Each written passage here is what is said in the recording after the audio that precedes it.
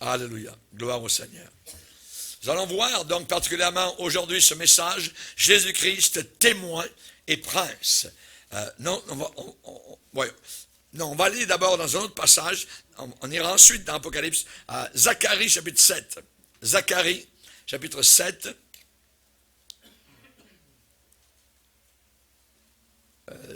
6. On va y arriver. OK. Zacharie chapitre 6, versets 12 et 13. Ici, on nous parle évidemment donc du Messie à venir. Et tu lui diras, ainsi parle l'Éternel des armées, voici un homme dont le nom, notez bien, un homme dont le nom est Germe, germera dans son lieu et bâtira le temple de l'Éternel. Il bâtira le temple de l'Éternel. Il portera les insignes de la majesté. Il s'assiera et dominera sur son trône. Il sera sacrificateur sur son trône. Amen. On va aller maintenant dans l'Apocalypse, premier chapitre.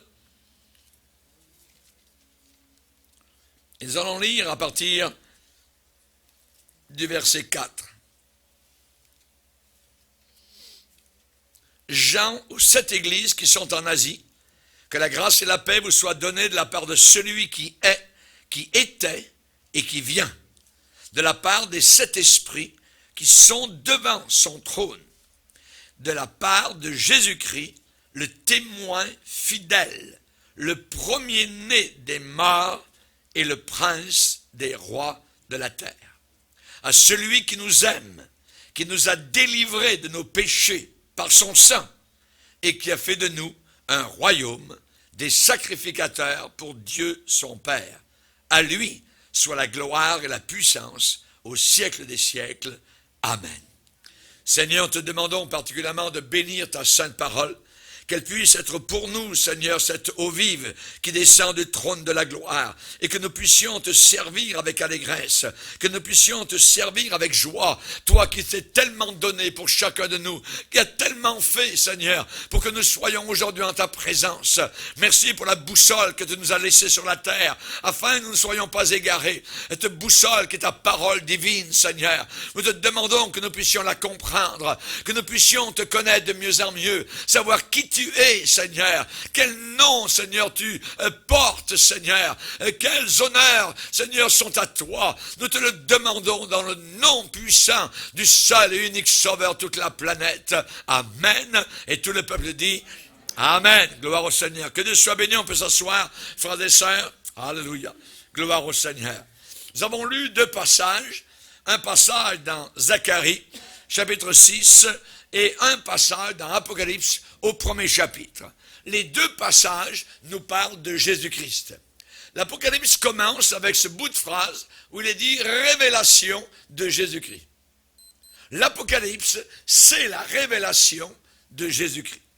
C'est pas uniquement les choses qui vont arriver sur la terre durant la grande tribulation, ainsi de suite, mais c'est surtout la révélation de Jésus. Qui est Jésus? Nous voyons Jésus dans sa puissante forme divine. Alléluia. Et évidemment, il est décrit comme étant le témoin fidèle, le premier-né des morts, le prince des rois de la terre, celui qui nous aime, celui qui nous a lavés, qui nous a délivrés de nos péchés par son sang, et qui a fait de nous des rois et des reines.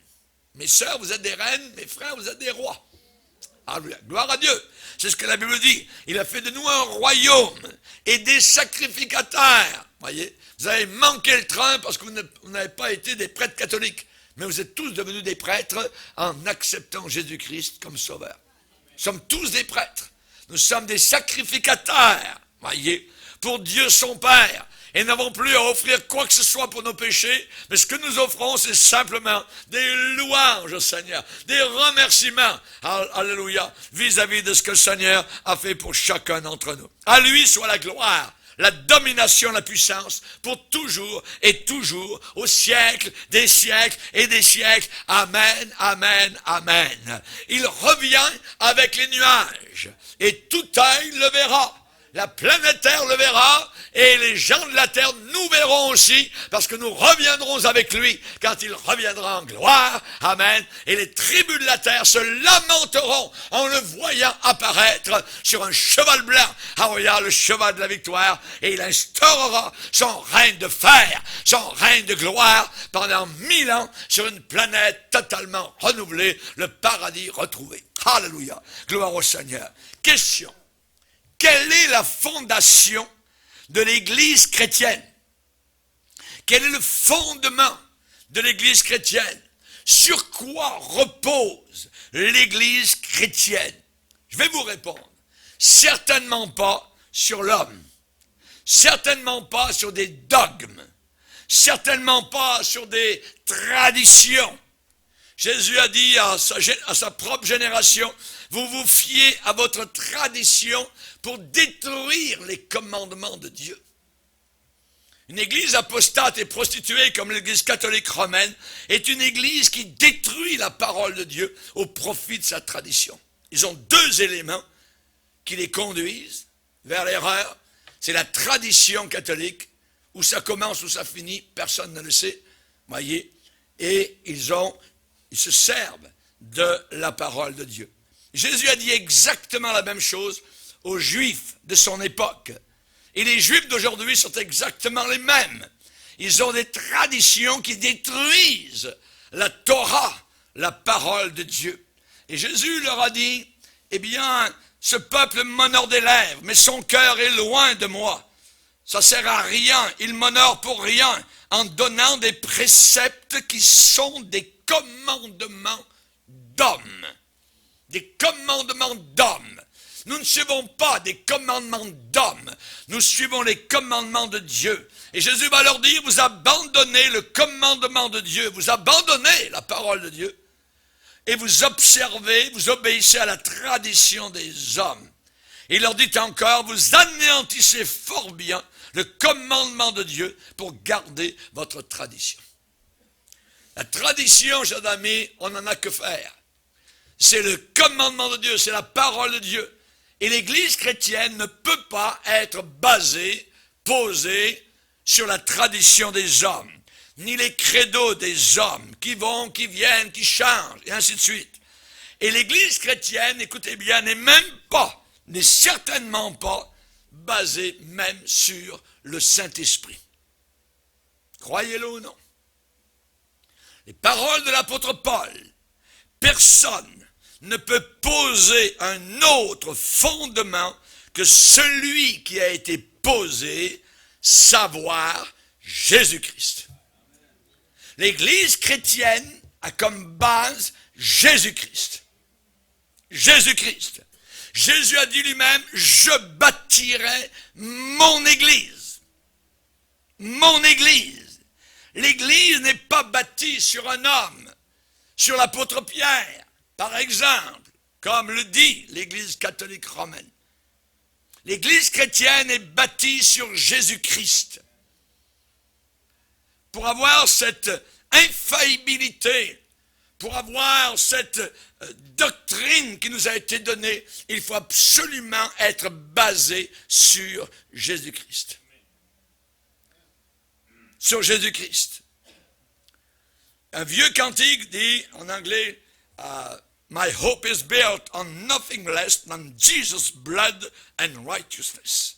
Mon espoir est bâti sur rien d'autre que le sang de Jésus et sa justice. Et je n'oserais pas mettre ma confiance dans la moindre chose humaine, mais au contraire m'appuyer totalement sur le nom de Jésus-Christ. On Christ, the solid rock, I stand. Sur Jésus-Christ, le roc solide, je me tiens debout. Toutes les églises, Saint-Esprit ici, Saint-Esprit là, Saint-Esprit, Saint-Esprit, Saint-Esprit. Je leur pose la question, où est Jésus? Où est Jésus? Je crois au Saint-Esprit. Mais l'église de Dieu est bâtie sur Jésus-Christ. Sur Jésus-Christ. La fondation de l'église chrétienne C'est personne d'autre que Jésus-Christ lui-même. N'oubliez pas, personne ne peut poser un autre fondement. Un autre fondement. L'Église apostate romaine a posé un autre fondement, l'apôtre Pierre. Voyons donc. On ne peut pas bâtir sur un homme. On ne peut pas être sauvé par un homme. On est sauvé par Jésus-Christ. Chers amis, si cela est vrai, pourquoi n'entendons-nous pas plus parler de Jésus aujourd'hui? Parlez-moi de Jésus. Qui est-il? Des milliers de personnes aujourd'hui demandent cela. Le monde musulman le demande, le monde bouddhiste le demande, les incrédules le demandent. C'est qui Jésus? Votre Jésus. Pourquoi n'entendons-nous pas, je dirais, parler plus du Sauveur du monde? Aujourd'hui, nous avons une folie, je dirais, par rapport à notre pensée actuelle. Et j'ai fait un message, je vous le prêcherai. Ça s'appelle une Pentecôte sans Jésus-Christ. Une Pentecôte sans Jésus. Est-ce possible? Et c'est ce qui amène aujourd'hui tant de dérives. Tant de dérives. L'esprit m'a dit, l'esprit. Est-ce que tu pourrais me parler de Jésus? Christ. Jésus-Christ. Chers amis, ce message, une Pentecôte sans Christ, est un message provocateur, bouleversant, et il est très clair qu'il nous fait comprendre que beaucoup de supposés chrétiens ont pris quelque chose ou quelqu'un d'autre que Jésus-Christ comme base de leur foi. Notre base de notre foi, c'est Jésus. Il faut rester à Jésus-Christ. La Bible dit, si quelqu'un ne s'attache pas aux saines paroles de notre Seigneur Jésus-Christ, il est enflé d'orgueil, il ne sait rien. Il a la maladie des questions oiseuses. Dans Colossiens, l'apôtre Paul enseigne en disant qu'il ne faut pas s'appuyer sur la tradition des hommes, sur les rudiments du monde, sur des principes élémentaires, et il dit beaucoup de personnes ne s'appuient pas sur Jésus-Christ. Sur Jésus-Christ. Si quelqu'un vous prêche un autre évangile que celui que nous vous avons prêché, qu'il soit maudit. Galates 1er chapitre. Paul va dire aux Colossiens chapitre 2, le corps, la réalité, elle est en Christ. En Jésus-Christ.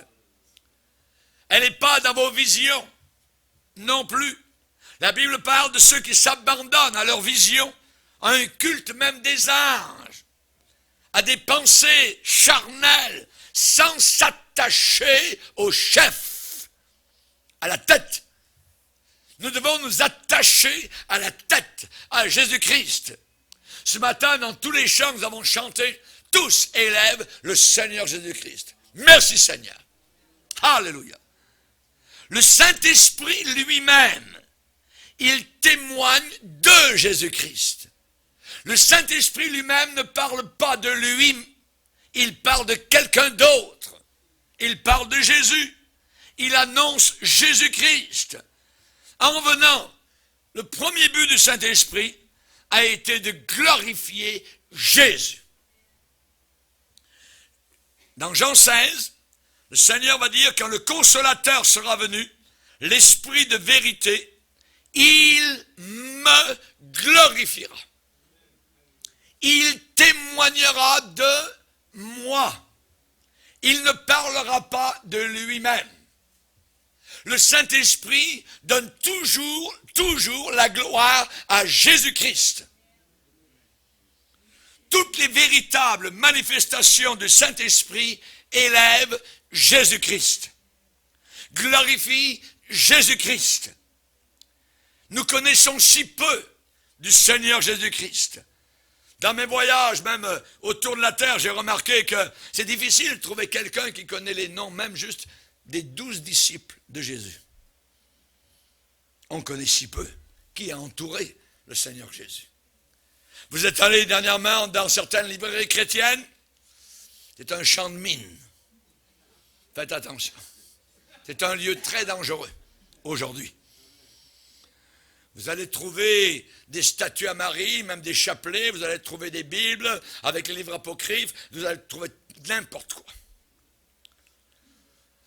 Dans les librairies chrétiennes, essayez de trouver des livres anciens ou même récents qui sont formidables sur leurs enseignements sur Jésus-Christ. C'est très dur à trouver. Il va falloir peut-être que vous alliez dans les greniers de la librairie, dans la poussière, parce que c'est pas ça qui est en avant.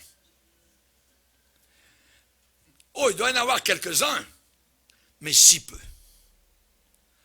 On peut trouver quelques grands classiques, mais il y a beaucoup d'autres livres sur d'autres sujets que Jésus. Vous allez trouver en librairie chrétienne des livres sur la prospérité matérielle. Vous allez trouver des livres comment maigrir. Vous allez trouver des livres sur le yoga. Imaginez, abominable, c'est de l'occultisme. Vous allez trouver des livres sur les comédies musicales. Vous allez trouver des livres en librairie chrétienne sur l'épanouissement du moi. Vous allez trouver des livres sur la psychologie. Vous allez trouver des livres sur l'estime de soi-même, sur se réaliser soi-même. Allez savoir ce que ça veut dire. Vous allez trouver des livres de Rick Warren, de Josh Meyer, de Joel Osteen, bla bla bla bla bla bla bla. À quand la dernière fois vous êtes allé dans une conférence qui était uniquement le sujet Jésus-Christ?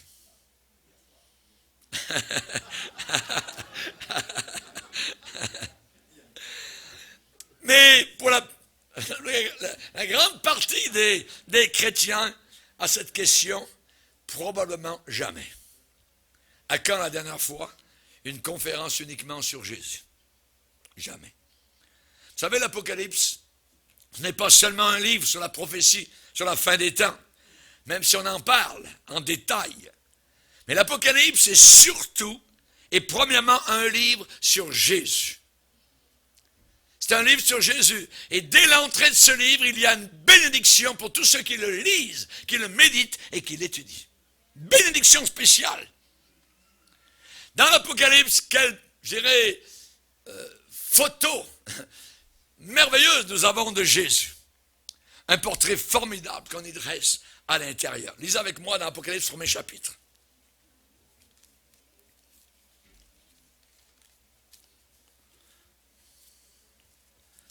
Apocalypse, 1er chapitre.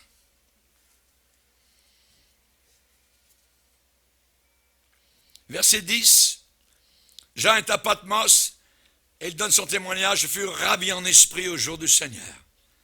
J'ai entendu derrière moi une voix forte, comme le son d'une trompette, qui disait: ce que tu vois, écris-le dans un livre, envoie-le aux 7 églises, Éphèse, Smyrne, Pergame, Thyatire, Sardes, Philadelphie et à Laodicée. Je me retournai pour connaître quelle était la voix qui me parlait. Et après m'être retourné, je vis 7 chandeliers qui représentent les 7 églises. 7 chandeliers d'or. Et au milieu des 7 chandeliers, au milieu des églises, quelqu'un qui ressemblait à un fils d'homme. Et là, on a la description de sa ceinture, sa tête, ses yeux, ses pieds, sa bouche, son visage. Était comme le soleil quand il brille dans sa force. Tchouk, première photo. Vous voulez une deuxième photo? Apocalypse 10.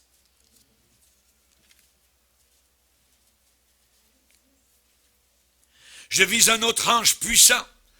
Cet ange, c'est l'ange de l'Éternel, qui descendait du ciel. C'est Christ Jésus, enveloppé d'une nuée. La nuée Shekinah, la gloire de Dieu. Au-dessus de sa tête était l'arc-en-ciel. Son visage était comme le soleil. Ses pieds comme des colonnes de feu. Il tenait dans sa main un petit livre ouvert. Il posa son pied droit sur la mer, son pied gauche sur la terre. Et il cria d'une voix forte, comme rugit un lion. Quand il cria, les 7 tonnerres firent entendre leur voix. Vous lirez la suite chez vous à la maison. Vous voulez une troisième photo? Apocalypse 19. C'est Jésus.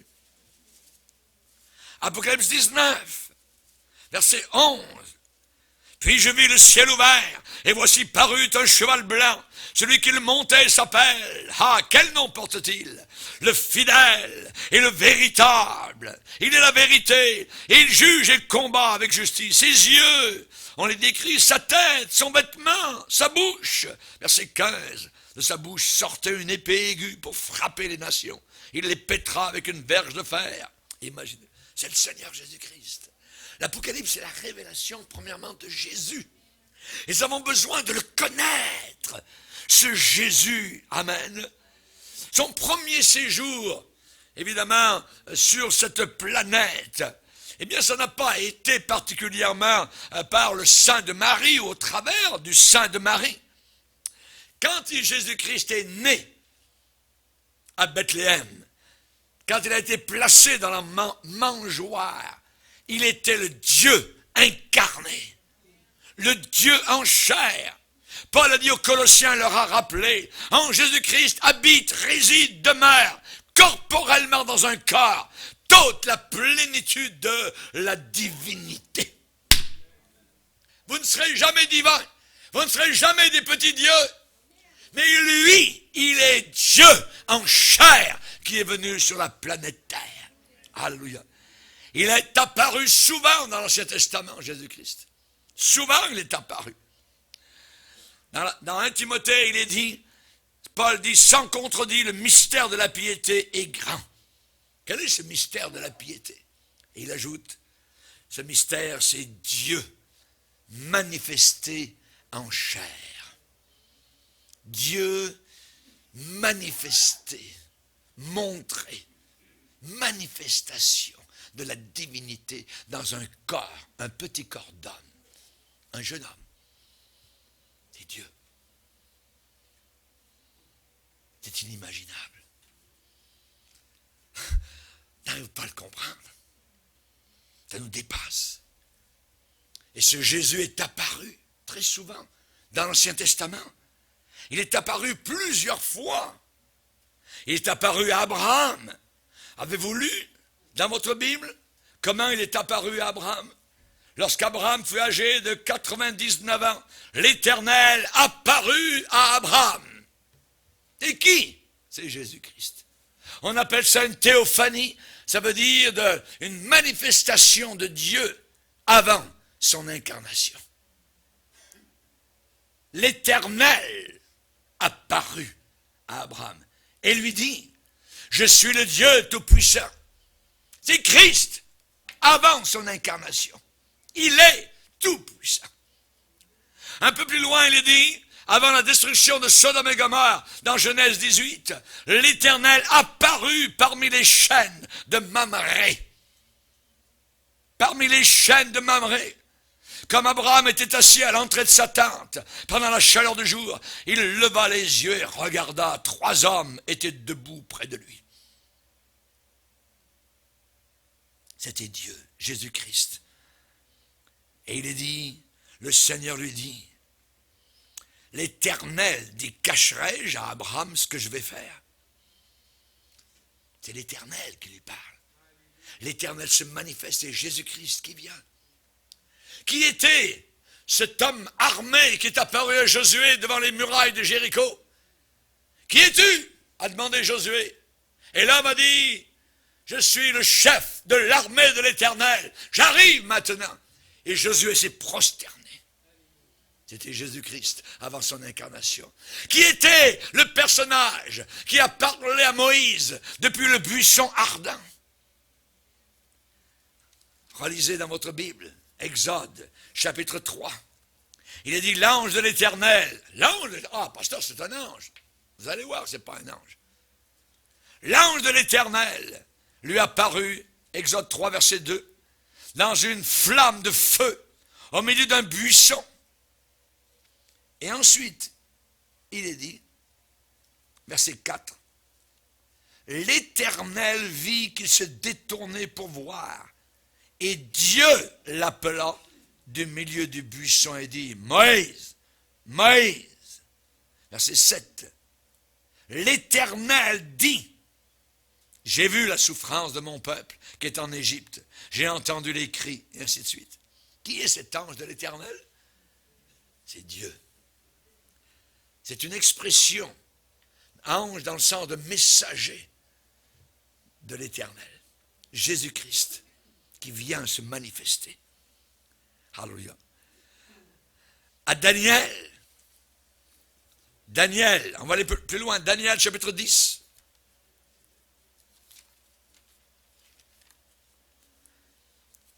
Daniel chapitre 10. Daniel donne son témoignage, il dit le 24e jour, chapitre 10, verset 4. Daniel 10, verset 4. Le 24e jour du premier mois, j'étais au bord du grand fleuve qui est Hidékel. C'est le Tigre. Je levai les yeux, je regardais, et voici, il y avait un homme vêtu de lin, ayant sur les reins une ceinture d'or. Vous allez voir, ça vous rappelle l'Apocalypse, premier chapitre. Ceinture d'or du phase. Son corps était comme du chrysolite. Son visage brillait comme l'éclair. Ses yeux étaient comme des flammes de feu. Ses bras et ses pieds ressemblaient à de l'airain poli. Et le son de sa voix était comme le bruit d'une multitude. Moi, Daniel, je vis seul la vision, et les hommes qui étaient avec moi ne la virent point. Mais ils furent saisis d'une grande frayeur, et ils prirent la fuite pour se cacher. Je restai seul, et je vis cette grande vision. Les forces me manquèrent. Mon visage changea de couleur et fut décomposé. Je perdis toute vigueur. Comme Jean dans l'Apocalypse. Je tombais comme mort à ses pieds. Imaginez. C'est le Seigneur. Qui est venu à l'aide des 3 Hébreux dans la fournaise ardente à Babylone? C'est le Seigneur Jésus-Christ. Nebuchadnezzar regarde et dit au milieu de la fournaise, voyons, on a mis 3 hommes dans le feu. Comment ça se fait? Ils marchent. Ils n'ont même pas de lien. Et il y a un 4e qui est là. Et le 4e a un visage comme celui d'un des fils des dieux. Ce n'était pas un des fils des dieux, c'était le fils de Dieu. Jésus-Christ. Incarnation. Amen. Avant son incarnation, Jésus s'est montré théophanie. Alléluia. Gloire au Seigneur.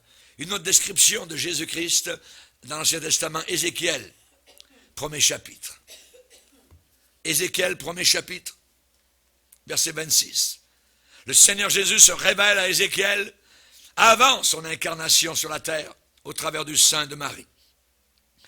Ézéchiel, 1er chapitre, verset 26, au-dessus du ciel, qui était sur leur tête, il y avait quelque chose de semblable à une pierre de saphir, en forme de trône. Et sur cette forme de trône apparaissait comme une figure d'homme, placé dessus en haut. Je vis encore comme de l'airain poli, comme du feu, au-dedans duquel était cet homme, et qui rayonnait tout autour, depuis la forme de ses reins jusqu'en haut, et depuis la forme de ses reins jusqu'en bas. Je vis comme du feu, et comme une lumière éclatante, éblouissante, dont il était environné, tel l'aspect de l'arc qui est dans la nuit en un jour de pluie, l'arc-en-ciel. Ainsi était l'aspect de cette lumière éclatante qui l'entourait. C'était une image de la gloire de l'Éternel. À cette vue, je tombais sur ma face et j'entendis la voix de quelqu'un qui parlait. Jésus-Christ. Jésus, dans l'Ancien Testament. C'est lui qui est apparu dans le Nouveau Testament à Jean. Et c'est à peu près la même chose qu'Ézéchiel avait vu des centaines, des siècles auparavant. Et que Jean voit. C'est le même personnage. Sur l'île de la mort, pour Rome, Patmos, Jésus-Christ est apparu dans sa forme glorifiée. Et Jean l'a vu, puisqu'il a pu décrire ses yeux, sa bouche. Il a pu décrire ses pieds, et ainsi de suite. Et l'apôtre Jean avait parcouru le pays d'Israël de long en large avec Jésus-Christ pendant plus de 3 ans. C'est certain. Cet apôtre avait même vu le Seigneur ressusciter à de nombreuses occasions. Après sa mort sur la croix, après son ensevelissement, Jésus était apparu et Jean l'avait vu. Après son retour vers le Père, rappelons-nous que Jésus a été glorifié. il est parti de la terre, il est monté au ciel, et en arrivant vers les portes de gloire, les portes se sont mises à parler, d'une certaine manière, et on a dit aux portes, portes, élevez-vous, portes éternelles. Et on a dit, mais qui est ce roi de gloire qui monte de la terre? Réponse, l'Éternel, puissant dans les combats. Vous relirez Psaume 24. Jésus-Christ, maintenant sur son trône de nouveau de gloire. Jean ne l'avait jamais vu de cette manière auparavant. Quand il marchait au travers de la poussière d'Israël, cet apôtre avait parcouru de long en large avec Jésus et les autres apôtres, donc le pays. Et on voit que Jean n'avait jamais vu comme ça auparavant, avec des yeux de flamme, avec une épée qui sort de sa bouche. Et quand il a regardé son visage, il dit, c'est comme si je regardais le soleil en plein midi. Éblouissant. Jean ne l'avait jamais vu comme cela. Juste un peu avec Pierre et Jacques sur la montagne de transfiguration, quand Jésus avait été transfiguré soudainement et que ses vêtements sont devenus blancs d'une luminosité inimaginable. Mais maintenant, il le voit ressuscité. Il le voit dans sa gloire tel qu'il est. Et c'est exactement comme cela qu'il est aujourd'hui, ce matin. Dans sa gloire, ressuscité. Gloire au Seigneur. Et Jean, on se rappelle, sur la terre, avait appuyé sa tête sur le sang de Jésus. Il avait dit, Jésus, c'est qui? Ainsi de suite. Et lui, qu'est-ce qui va lui arriver? Mais maintenant, il tombe comme mort à ses pieds, en le voyant. Quand je le vis, je tombais comme mort à ses pieds. Il posa sa main sur moi et me dit, j'étais mort. Et voici maintenant, je suis vivant au siècle des siècles. Alléluia, alléluia. Merci Seigneur, merci Seigneur. Maintenant, Jean a la bouche bée. Il est rempli de crainte. Il est impressionné. Maintenant, il a un respect mêlé de crainte. Quelle majesté imposante. C'est grandiose. Et il pose ses regards sur le prince de gloire. Que le Seigneur puisse donner encore à ses enfants un tel sens de majesté. Un tel sens de dignité. On a chanté digne et l'agneau. Ce mot digne est bien faible par rapport à ce que le Seigneur mérite. Il est digne. Il y a une beauté, il y a un éclat, il y a une gloire, il y a une grandeur, il y a une noblesse, il y a un prestige, il y a une magnificence au sujet de notre Seigneur Jésus-Christ béni. L'évaluation de Jean l'apôtre sur le Christ glorifié va nous aider beaucoup dans ce sens-là. Selon ce vieux disciple qui maintenant a environ 80-90 ans à Patmos, il voit Jésus-Christ comme étant le témoin fidèle, comme étant le premier-né d'entre les morts, comme étant le prince des rois de la terre, comme étant celui qui nous aime, qui t'aime, qui vous aime. Il est amoureux de nos âmes. Il est celui qui fait de nous des rois, des sacrificateurs pour Dieu son Père. Et il est celui qui va revenir aux yeux du monde entier. Alléluia. L'estimation de l'apôtre Jean du Sauveur est une estimation formidable qui nous dépasse. Les mots humains sont trop courts, sont faibles. Nous aurions besoin de l'alpha et l'oméga et de toutes les lettres qu'il y a entre pour décrire ce qu'il est véritablement, ce Jésus-Christ. Il l'a estimé à ce qu'il est vraiment. Il l'a vu. Quand il était sur la terre, les hommes ont estimé Jésus. Ils l'ont estimé à 30 pièces d'argent. C'était le prix d'un esclave. C'est ce qu'ils ont donné à Judas. Judas a pris l'argent dans sa sacoche. Et ensuite, il est allé jeter ça devant le sacrificateur et est allé se pendre ensuite. Premièrement, Jésus-Christ est décrit comme étant le témoin fidèle. Le témoin fidèle. Un témoin fidèle, c'est qui? Un témoin fidèle, c'est celui qui a vu. C'est celui qui dit la vérité. En cours de justice, on demande à la personne de dire la vérité, toute la vérité, et rien que la vérité. Vous avez été témoin de cela, racontez ce que vous avez vu. Jésus est le témoin fidèle. Il dit vrai. Il est la vérité. Il ne dit aucun mensonge. Jésus-Christ a dit lui-même, je suis la vérité. Il a dit, il y a beaucoup de demeures dans la maison de mon Père. Si cela n'existait pas, je vous l'aurais dit. Ça existe. Alléluia. Gloire au Seigneur. À Laodicée, le Seigneur va se présenter à cette église en disant, voici ce que dit l'Amen. Voici ce que dit le témoin fidèle et véritable. Voici ce que dit l'auteur de la création de Dieu.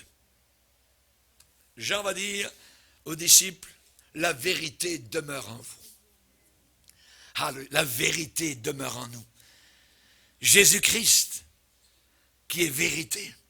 Lorsque nos frères et sœurs du premier siècle ont été, je dirais, très attaqués dans leur vie personnelle par Rome, par les Césars, ils étaient découragés. Ils se demandaient si la grande tribulation n'était pas en train d'arriver. Et l'apôtre Pierre a pris sa plume et a écrit. Et leur a dit simplement, je vous ai écrit ces choses, ce peu de mots, pour vous exhorter et pour vous attester que la grâce à laquelle vous êtes attachés est la véritable. Vous êtes dans la vérité. Ce n'est pas quelque chose de farfelu, ce n'est pas une idée qui vient de vous. Vous êtes dans la vérité. Ça les a consolés. Ça les a fortifiés. Chers amis, notre connaissance de Dieu nous vient d'où? Elle nous vient simplement de la révélation de Jésus. C'est Jésus qui nous a parlé du ciel, qui nous a parlé de l'enfer, qui nous a parlé du Père. C'est lui. Et il a dit, j'ai caché ces choses aux sages et aux intelligents de ce monde, et je les ai révélées aux enfants. Alléluia. C'est par révélation que j'ai eu connaissance du mystère, va dire l'apôtre Paul. Jésus-Christ est l'accomplissement de tout l'Ancien Testament. Tout l'Ancien Testament va vers Jésus. On n'a plus besoin de la loi sacrificielle. On n'a plus besoin du sabbat ou de quoi que ce soit, ou d'offrir des sacrifices d'animaux. Terminé. Christ est la fin de la loi. Il est la fin, terminé. Parce qu'il est l'accomplissement. C'est la raison pour laquelle, en mourant sur la croix, il a dit, tout est réalisé, tout est achevé, tout est accompli, tout est payé. Je suis l'aboutissement de tout ce que les prophètes de l'Ancien Testament ont voulu déclarer. Alléluia. Jésus est le Messie, celui qui avait été promis. Il est venu sur la terre comme étant Dieu incarné. Il a pu dire, avant qu'Abraham fût, je suis. Alléluia. Alléluia, que Dieu soit glorifié. Amen. Et il a fait connaître la vérité. Si vous ne croyez pas ce que je suis, vous périrez tous de façon égale jusqu'au fond de l'enfer. Si vous ne croyez pas ce que je suis. Et il nous a révélé Dieu. Qui est Dieu le Père. Ces choses qui ne sont pas montées au cœur de l'homme. Des choses merveilleuses, choses que Dieu a préparées pour ceux qui l'aiment. Dieu nous les a révélées par le Saint-Esprit. Alléluia. Alléluia. Jean-Baptiste a dit, en parlant de Jésus, celui qui vient après moi m'a précédé. Comment expliquez-vous ça? Celui qui vient après moi m'a précédé. Jésus a toujours existé. Il s'est simplement infiltré dans le temps pour venir jusqu'à nous, prendre un corps pour mourir sur la croix. Son objectif était de mourir, de payer le prix, de satisfaire les exigences de Dieu le Père qui disait le salaire du péché, c'est la mort. Il a dit non, tu ne mourras pas. Tu n'iras pas en enfer. Tu ne seras pas séparé du Père. Je vais prendre ta place. Moi, je vais mourir sur la croix pour que toi, tu sois sauvé. Merci Seigneur. Alléluia. Alléluia. Gloire au Seigneur. Chers amis, c'est lui Jésus qui nous a fait connaître les prérequis de Dieu, les ordres de Dieu, les demandes de Dieu, la volonté de Dieu, les requêtes de Dieu, les commandements de Dieu. Ah oui, gloire à Dieu. Dieu en a des commandements. Il commande. Voyez, croyez-moi. Il nous a donné des commandements.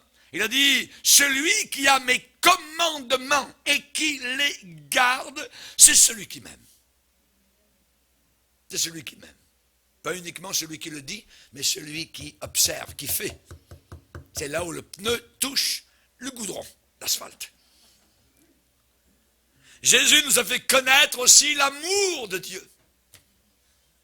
Jésus nous aime et le Père nous aime autant que Jésus. Il nous a fait connaître l'amour de Dieu au travers de sa propre bonté, sa miséricorde. Jésus est allé vers le lépreux, a guéri le lépreux. Il a dit, celui qui m'a vu a vu le Père. J'agis comme le Père, je fais comme le Père, j'aime comme le Père. La femme adultère était sur le point de tomber entre les mains des hommes. Jésus a dit, non, va et ne pêche plus. Sauvé. Alléluia. La femme avec la perte de sang, entre les mains des hommes pendant des années, rien n'aboutissait. Elle est allée toucher le bord du vêtement de Jésus. Guéri, gratuit, terminé. Merci Seigneur. Jésus nous a révélé le plan de Dieu pour son, par son enseignement très clair. Même les enfants peuvent comprendre. Même les enfants peuvent comprendre. Laissez venir à moi les petits-enfants. C'est à eux qu'appartient le royaume de Dieu. Il a raconté des merveilleuses histoires appelées paraboles. Fils prodigue, on en parlait dimanche passé, c'est merveilleux. Personne n'aurait pu inventer cette histoire comme cela. Moi, hier soir, j'ai parlé de mon araignée, de petits insectes, mais ça n'a rien à faire avec l'histoire de fils prodigue. Fils prodigue, personne ne peut arriver à la hauteur de cette histoire-là, cette parabole merveilleuse. Il nous a révélé le plan de Dieu. Un homme religieux est allé voir Jésus la nuit, à travers des rues de Jérusalem obscures, à la lueur blafarde de la lune. Nicodème, Jésus, t'es un homme envoyé de Dieu, personne ne peut faire les miracles que tu fais si Dieu n'est pas avec lui. Comment est-ce qu'on peut faire pour aller au ciel?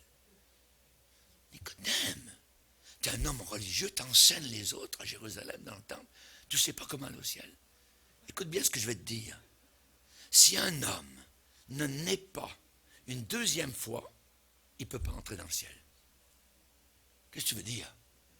Est-ce qu'il faut que je rentre de nouveau dans le sein de ma mère? Non, tu ne l'as pas du tout là. Il faut que tu naisses avec la parole de Dieu, inspirée par le Saint-Esprit. Naître d'eau qui représente la parole, qui lave, qui purifie, qui rafraîchit, et le Saint-Esprit. Et là, tu es pardonné, tu es libéré, tu es sauvé. On comprend qu'il est allé devant Pilate pour réclamer le corps de Jésus. Ça prenait de l'audace. Il s'est affiché. Quand vous êtes sauvé, vous êtes capable de vous afficher pour Jésus. De lever votre drapeau. Jésus est le témoin fidèle en nous révélant le véritable état de l'homme. Il nous a dit la vérité. C'est qu'on était perdus. Sans moi, vous ne pourrez rien faire. Rien. Rien. Jésus a enlevé toute prétention. Il a déraciné notre orgueil. Il nous a montré notre impureté, nos fers à croire. Il a dévoilé, il a mis à jour l'état véritable du cœur humain. Il est un témoin fidèle. Fidèle. Envoyé de Dieu. Je prie que Dieu donne à l'Église dans ces derniers jours des pasteurs fidèles qui diront la vérité, qui n'auront pas peur de déclarer les choses telles que le Seigneur le demande. Nous savons aussi que le Fils de Dieu est venu et qu'il nous a donné l'intelligence pour connaître le véritable. Nous sommes dans le véritable, dans son Fils Jésus. C'est lui qui est le Dieu véritable et la vie éternelle. Jésus-Christ, passage obligé, obligatoire. Sans moi, vous ne pourrez rien faire. Sans Jésus, nous marchons dans les ténèbres. Sans Jésus, nous sommes dans la nuit. Sans Jésus, nous sommes sans espérance. Sans Jésus, amen, on ne connaît plus notre chemin. On ne sait plus où on en est. Jésus dit, je suis le chemin. Venez à moi, vous tous qui êtes fatigués. Fatigués. Nous vivons une génération fatiguée, tannée. Venez à moi, vous qui êtes fatigués et chargés. Et je vous donnerai quoi? Le repos. Le repos. Alléluia, gloire au Seigneur. N'est-ce pas ce que le Seigneur a dit à Moïse? Moïse, tu sais, vous êtes un peuple rebelle, peuple d'Israël, là, puis moi, je vais me détacher de vous. Vous avez adoré un veau en or au pied du Sinaï, tout ça, je ne vous conduirai plus. Je vais prendre soin de vous, mais de loin. Je vais envoyer juste un ange qui va vous conduire. Moïse a dit, Seigneur, un ange, ce n'est pas un ange qu'on veut, c'est toi. Tu ne nous feras pas partir d'ici sans que toi, tu viennes nous conduire. Et c'est là que le Seigneur a dit, je marcherai moi-même avec toi et je te donnerai du repos. C'est l'équivalent de ce que Jésus a dit dans Matthieu chapitre 11, dans le Nouveau Testament. Venez à moi, vous tous qui êtes fatigués et chargés, je vous donnerai le repos. On a besoin de repos. Amen. Et on peut marcher dans le repos, ici-bas sur cette terre, avec le Seigneur. Je suis le chemin, la vérité, la vie. Nul ne vient au Père que par moi. Que par moi. Jésus est le témoin fidèle. Vous voulez savoir la vérité? Allez vers Jésus. Ensuite, Jean dit, Jésus-Christ est le premier-né d'entre les morts. Le premier-né d'entre les morts. Jean, déclare, il donne son témoin, il dit, quand je le vis, je tombais comme mort à ses pieds. Et il m'a dit, après avoir posé sa main droite sur moi, la main de la force, la main de la puissance, ne crains pas, Jean, je suis le premier et le dernier. J'étais mort, et voici, je suis vivant au siècle des siècles et des siècles, à jamais et pour toujours.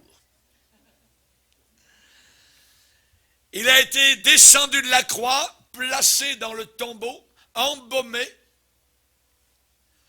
On a refermé, on a roulé la pierre et on a mis des gardes devant le cimetière, devant le tombeau. Parce qu'il avait dit qu'il ressusciterait, donc, au cas où. On garde un mort. Ils avaient l'air fous, ces soldats. Imaginez. Niaiseux, vraiment, de garder un mort. J'ai jamais vu ça. Et je pense pas qu'on ait vu ça jamais depuis. Mais pour Jésus-Christ, des gardes pour garder un tombeau alors qu'il y a un cadavre à l'intérieur. Et soudain, un dimanche matin, alors que les premiers rayons de Madian étaient en train de lécher les murailles de Jérusalem, soudain, de ce tombeau-là, la vie de Dieu a jailli au travers du corps mort de Jésus-Christ. Il était impossible que la mort le retienne. Il est la vie éternelle. Après avoir accompli ce qu'il devait faire, maintenant, plus besoin d'un tombeau. Terminé. Paul a dit à Timothée, souviens-toi. Timothée est un prédicateur. Timothée est pasteur à Éphèse. Et il va lui dire, souviens-toi de Jésus-Christ ressuscité. Ressuscité. Paul rappelle à un prédicateur que Jésus est ressuscité. Alléluia. Que Dieu soit béni. Ce matin, on l'a loué. Il est parmi nous. Sa présence est là. Il est vivant à jamais. J'étais mort. C'est dans le passé. C'est fini. J'étais mort.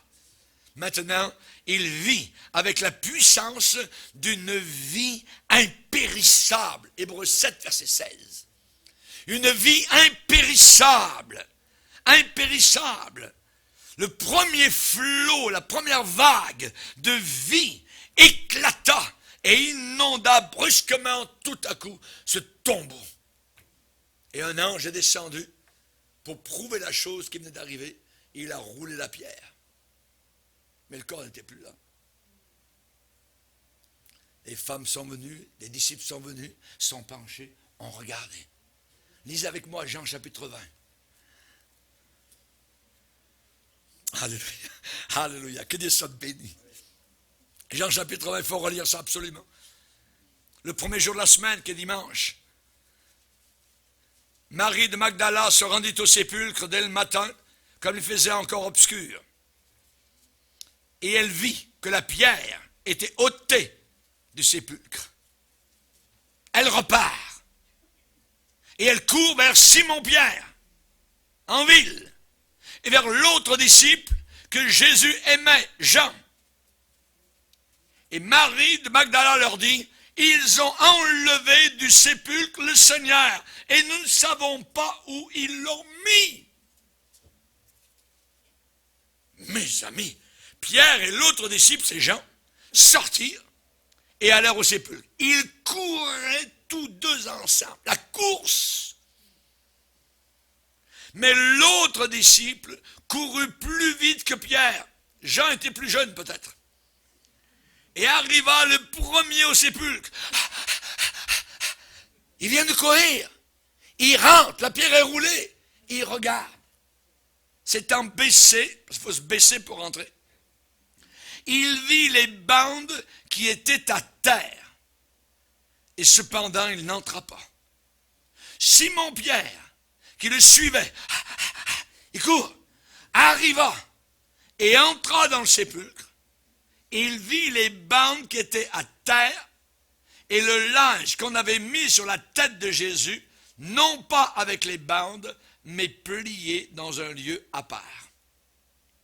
Alors, regardez bien, en voyant quoi? En voyant les bandes qui étaient à terre et le linge qui était autour de la tête de Jésus, à part des bandes, ça dit, il vit et il crut. Les bandes. Jésus a été embaumé, comme dans un cocon, avec du baume, avec toutes sortes d'épices, une sorte de colle, si vous voulez. Et le mort a été placé sur la pierre tombale. Ensuite, on referme, on s'en va. Terminé.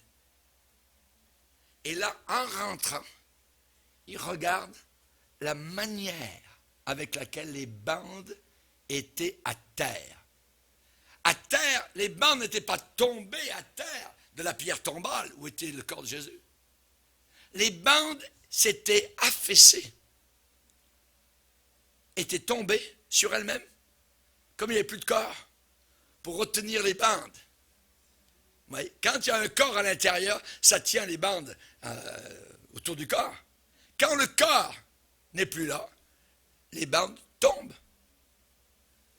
Ils ont regardé et ils ont cru à la résurrection en voyant la façon avec laquelle les bandes étaient tombées à terre. Tchouk, affaissées. Et Jésus avait un autre linge autour de la tête, et ce linge-là était à part la tête, et cela aussi c'était tombé aussi. Il n'y avait plus de tête. Et en voyant les linges qui étaient ici à terre et à côté, donc la place du cou, si vous voulez, ils ont cru. Ils ont cru à la résurrection. Amen. Et ils sont partis. Il est vivant! Il est ressuscité! Il est le premier-né d'entre les morts. Qu'est-ce que ça veut dire? Ça veut dire quelque chose de formidable. Ça veut dire que Jésus-Christ, maintenant, il ne meurt plus. Quand il y a eu des résurrections dans la Bible, des gens, même dans l'Ancien Testament, ils sont morts de nouveau. Lazare a été ressuscité par Jésus, rappelez-vous. Mais ensuite, un jour, Lazare, je ne sais pas à quel âge il est mort, mais un jour, il est mort. Mais quand on parle que Jésus est le premier-né des morts, il nous montre le chemin, que nous ne mourrons plus. Nous allons ressusciter nous aussi. Nous serons avec lui pour toujours dans l'éternité. Il a ouvert le chemin devant nous. Il est le premier-né, les prémices. Ah oui, gloire au Seigneur. Ceux de nous qui sommes nés de nouveau, qui sommes dans la famille de Dieu, au travers de notre foi dans les Écritures, nous serons comme Jésus dans sa gloire. Comme Jésus dans sa gloire. Jean dit, bien-aimés, nous sommes maintenant enfants de Dieu, et ce que nous serons n'a pas encore été manifesté. Mais nous savons que quand cela sera manifesté, nous serons semblables à lui. On ne sera pas Dieu, jamais Dieu, mais on sera semblable, avec un corps semblable à sa résurrection. Il pouvait passer au travers des murs. Alors regarde, s'il y a des murs au ciel, si j'ai envie de vous visiter, bon, je vais apparaître dans votre cuisine. Je ne sais pas comment ça va se passer, mais nous aurons un corps comme Jésus qui pouvait passer au travers des murs. S'il avait faim, il pouvait manger du poisson, du miel, des choses comme ça. Donc on pourra manger. Mais c'est certain qu'on va manger, puisqu'il y aura un repas là-haut dans la gloire, un repas des noces dans la gloire. Jésus en a parlé. Ce ne sera pas juste une résurrection spirituelle, mais vraiment physique. Les apôtres l'ont touché après sa résurrection. Jésus a dit, ils avaient peur. Ils sont éloignés de lui, ils ont dit, ça ne se peut pas. Il est ressuscité. Et Jésus a dit, un esprit n'a ni chair, ni os, comme vous voyez que j'ai. Dans la gloire, nous aurons un corps qui aura de la chair et des os, comme Jésus, avec des capacités inimaginables. Jésus a été le premier-né des morts. Sa résurrection à lui est un modèle pour la nôtre. Et cela devrait nous faire crier de joie. Amen. Si nous croyons que Jésus est mort et qu'il est ressuscité, croyons aussi. Si on croit à la locomotive, croyons aussi au petit wagon derrière. Si nous croyons que Jésus est mort et ressuscité, croyons aussi que Dieu ramènera par Jésus-Christ et avec lui ceux qui sont morts. À lui soit toute la gloire. La suite des messages ce soir. Amen.